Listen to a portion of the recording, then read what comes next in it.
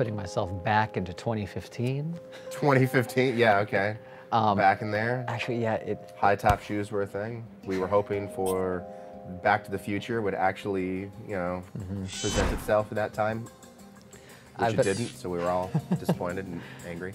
I've been working on Minecraft Story Mode now for over 2 years now, which in Telltale time just feels so. It's almost like half your life, right? Yeah. It just feels so unbelievable. You're really 4 years old. Yeah. No. Yeah. Exactly. Yeah.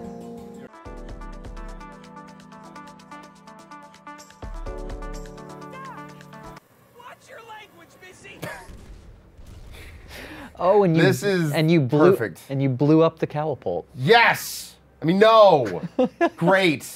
Now people won't be able to get their daily needed of And cow. the cow crisis will grow. Exactly. Oh, the heck? man. Oh, well, at least I didn't kill the not so old man. It's true. Now I'm like questioning everything. Just when another I see brutal murder. Age and whatnot in here. Exactly. All right, so I mean, I can. I have these no levers idea what to those things pull. are in the background. Let's see. I think if you go over to the right, there's a character who made a big mech. Oh, those cows now they're just there. They got nothing. Oh, Disco Stew, what's up? Yep. So this. Hi. Hey, how's it going? And so this character is actually voiced by at the time he was one of our producers, Jason Topolsky. Really? Yep. Oh And my God. Who Jason had done a bunch of voice work for Pixar in the past, and so we liked trying to sneak him in. He was also the voice of Pama in episode 7. Oh, interesting. Yeah. And this is an example of this guy is maybe animal abuse because he's using lava to make the cows dance. And and so it's lava underneath the cows is making them dance, and that's a little abusey. yeah. And meanwhile, he's just doing that dance all the time, and he really hates this character who's only named Schoolboy. What am I? Jeez. Yeah. There's a lot of harsh background to this stuff. No, there is a lot of epic backstory here, and so here are the cows, and the problem is You guys that are monsters. You know that. it is a problem. You know, he may be doing this, but you wrote him to do this. So I'm just saying, we trace back to the origin. You're the monsters. It's true. Yeah, if you really want to trace it back. Now I don't remember whether this stayed in there, but there was a version where you could sabotage this machine, flood it with lava, and all the cows would be reduced to steak. I think that got cut, but I honestly can't remember. Oh wait, here, if you go over to the right, see where that pip is. So take that. This. Oh wait, no. Oh gosh. So this is an example of the like crazy adventure game logic. Yeah. So if you can get Disco Stew there and Schoolboy to get into a fight with each other, that will distract them. So you can steal that, and then that will reduce the cows to Okay, steak. let's get murdery. let's create a rivalry here. So this character is voiced by Matt Mercer, who's an awesome voice actor. He was Aiden, our villain in episode 5. And he's also he's everywhere now. He runs he's behind Critical Role, the D&D YouTube series. Yeah. He's the voice of McCree in Overwatch. He's everywhere now. And at the time we had cast him to help us out with bit parts, and he was amazing. And so we threw this character. I'm like, Snotty Schoolboy. He's like, let me try this one out for size. And so the Schoolboy here has made so they hate each other because he thinks, because even though he's the snotty schoolboy, he thinks animal rights is really important, and so he doesn't. So he disrespects what of course, disco guys he's do. using lava to make the cows dance. Exactly. Meanwhile, what he's made is a giant mech behind him there out of slime blocks. It doesn't really work, but it looks really impressive. Let's see if we can get them arguing here. And yeah, so you're here now accusing him that you're saying like, disco guy says you steal all your ideas. Exactly. He said, she said. Come on. Yeah.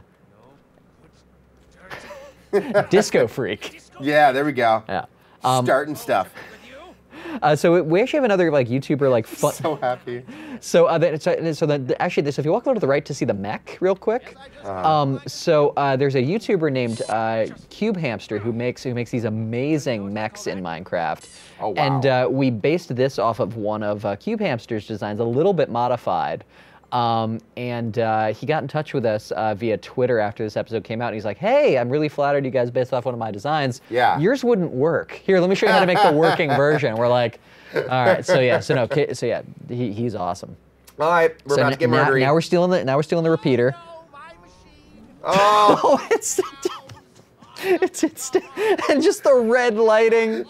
and they're still dancing. Oh no, your amazing invention. Oh, and he doesn't care. He doesn't care. Oh my god. Oh my gosh. We murdered all those cows. Oh, now you're worried about things to come. And so I think that actually, oh my gosh, yeah. So there it is. Oh, and now poor Disco Guy is just grieving, which I mean. We're just gonna look at the lava curtain now. Oh my gosh. Look at it. Oh, I think that's a bug. Whoopsies. Because technically the lava curtain's in the ground now. Yeah. God, that's funny. Okay. Well, we got we got it that we needed. You got the repeater that you need. Yeah. Only murdered a couple cows. Only in the process. Only a few. I mean, McDonald's will be happy.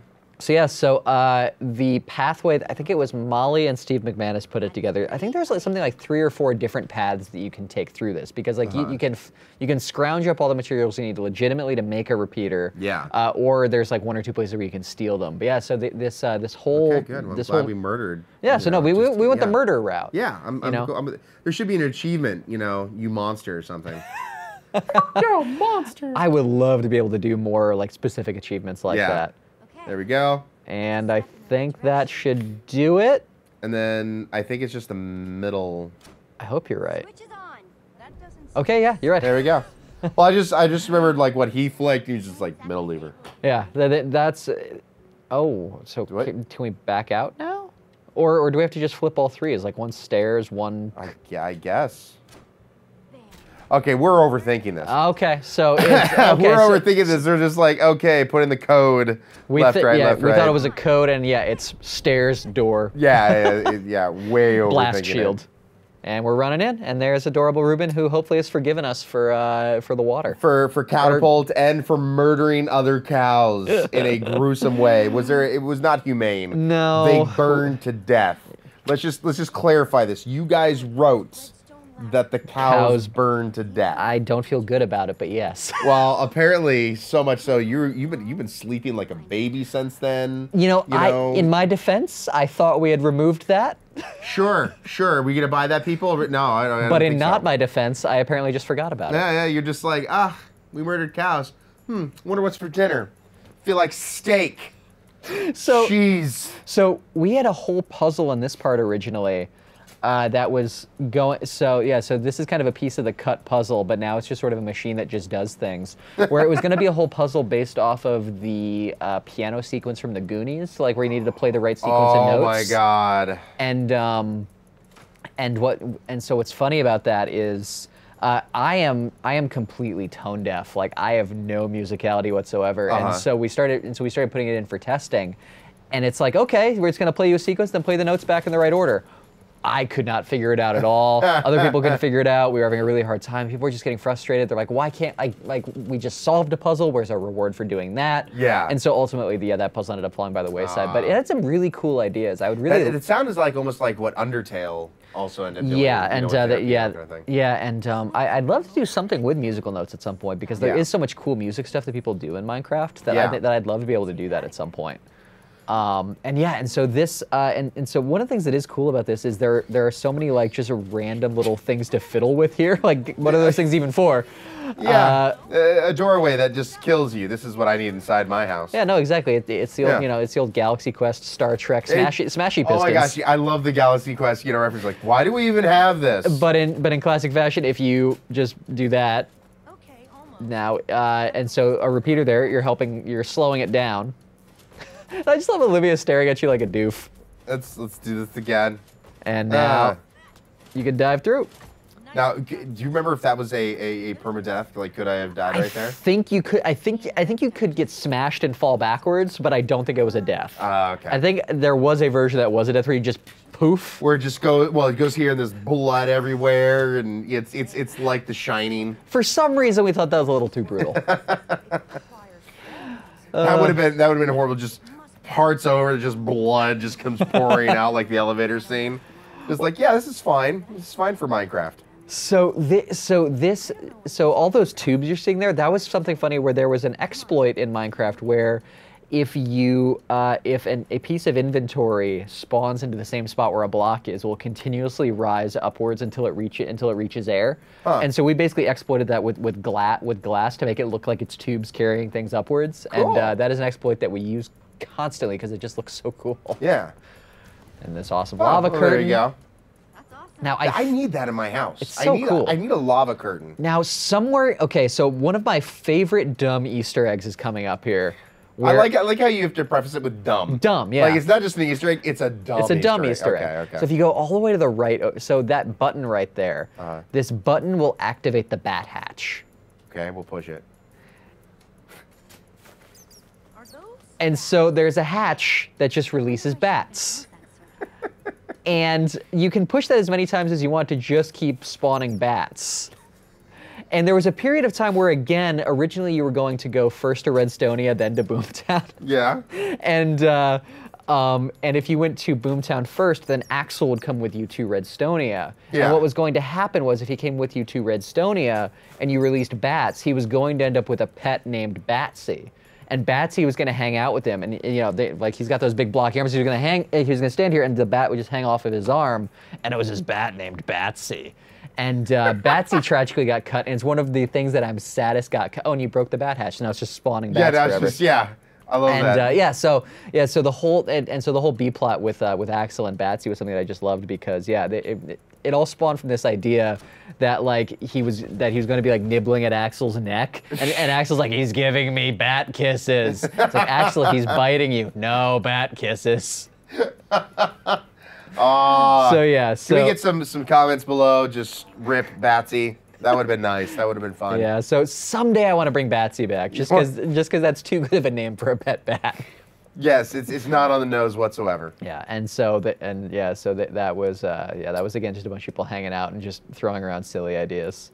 So here we are meeting Eligard for the first time, and got a very impressive room. Very impressive room, and so Olivia is obsessed with Eligard, that she's her big hero, and so we get to see a moment here of her imagining like, oh my God, she's got to be her apprentice. Her fangirling out. She's fangirling, and there's this adorable animation coming up here of Olivia fainting. That just there's something about it that's just so freaking cute. Like just the way it. We'll come to it in a sec. We'll see. Yeah. Let's see the cute fainting. And so this is voice actress Grey Griffin, who's also the voice of, she is Azula in Avatar: The Last Airbender. She's a ton of other awesome stuff. And yeah, we brought her in to be Eligard, and she's just amazing. Let's be nice. It's an honor to meet you. Time for specifics, I'm afraid. Yeah, and... Hey, goggle girl. Yeah, and I had to read up on a lot of like Redstone machinery talk to figure out how to write her. Yeah. Here it comes. I don't know why, but just something about this animation just always made me really happy. Because I think it was I don't know. Anyway, so then I built it up too much now. But yeah, writing Eligard was a good time. Let's see if we can wake up our friend here. Can you hear me? I don't think that I've ever fainted before. I'm sure a lot of fans can relate to that. Yeah. I'll just do it myself then. Yeah, no, and so that was. I'm sure I'd do the same thing if I ever met Nathan Fillion. Oh yeah. No, they just.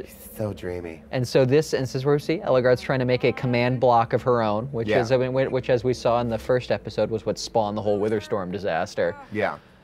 And this was this was an example of trying to cook up like a really cool, crazy machine. So that's actually like 4 crafting tables all smashing together, which is not really Minecraft legal, but it's just so cool looking. Well, I remember Stephen McManus talking about how it was really cool that the Minecraft guys, they would kind of like do gut checks for us, like what was Minecraft and what wasn't. Yeah. But then they would also allow us a little wiggle room in the sense of like, where we could start kind of putting our own spin on certain things, on what could be Minecraftian, even if it's not in the actual Yeah, game. and so they were really great in that. Like when in special circumstances, they would let us like cook up like special things Yeah. and things that didn't quite match real Minecraft.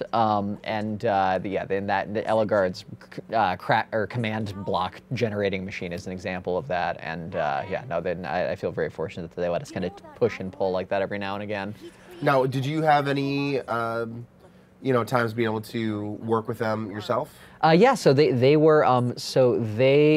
so at the start of this season, and then at the start of season 2, and then halfway through season 2, the Mojang folks came over, and we hung out and did like a week long like creative conference to kind of talk about the series, and we worked with them and everything, which is a lot of fun because it's neat to see how when like sort of sitting down to be like, okay, let's all come up with a story together. Yeah. They sort of start from the perspective of like, okay, well, here's kind of what the world of Minecraft is. Let's figure out something that could be like, that could really show off the world of Minecraft in a great way. Like, okay, here's where the characters are coming from.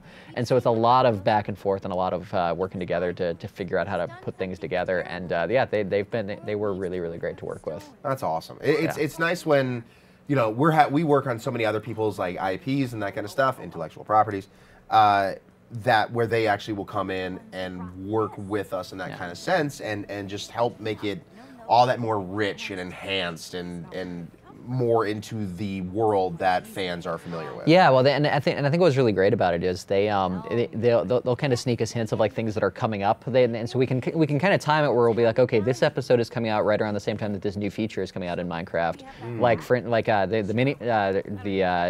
The 6 through 8 were a perfect example of that, where it was. There were new features coming out all during the same summer that we had episodes 6, 7, and 8 coming out. Yeah. And so it was episode 8 was coming out right around the same time that polar bears were being introduced. So we were like, oh, well, we'll set that in a snowy place, and then so we can have polar bears in the background. And it was fun kind of working out those little bits of synchronicity to kind of make it feel like our game was responding to what their game was doing too. Yeah. That is really cool. Yeah. So now, Oligard here is her kind of character in the Minecraft universe at all? Yeah, or?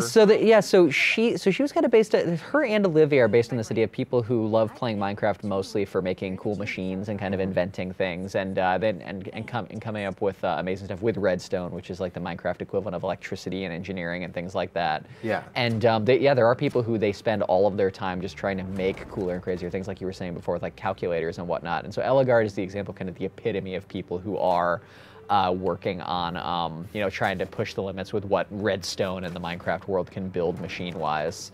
So she was very, very much inspired by folks like that, like, Cube Hang Strike I was saying before with the mechs. Yeah, that's cool. Yeah, and I think that is what's fun, is a lot of our characters are built from sort of looking at like, okay, what are ways that different people play Minecraft? Because like Petra, for instance, is an example of someone who's in it for like the more RPG type elements. Like, I'm gonna get the best loot, I'm gonna kill all the monsters, I'm gonna get the most XP, and she keeps on just having these moments in front of her hero. Yeah, it's sad.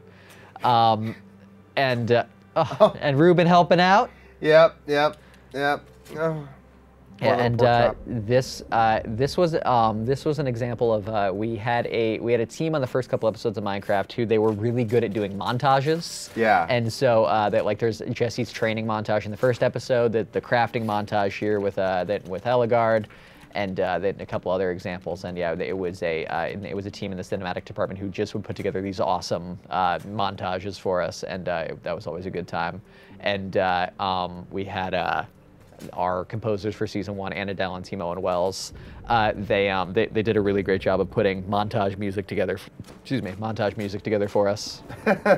Gonna need a montage. Exactly. Well, because we were looking at the influences for this movie, we were looking at the movies that had influenced Minecraft, and it was a lot of 80s and 90s adventure and kids and family movies, and there's a lot of montages in those. Yeah, there is. It's really hard. You watch any movie from the late 80s, early 90s, it's really hard to get away from pop music montages of like friends working together, we're doing things. Oh crap! And we got the Wither Storm.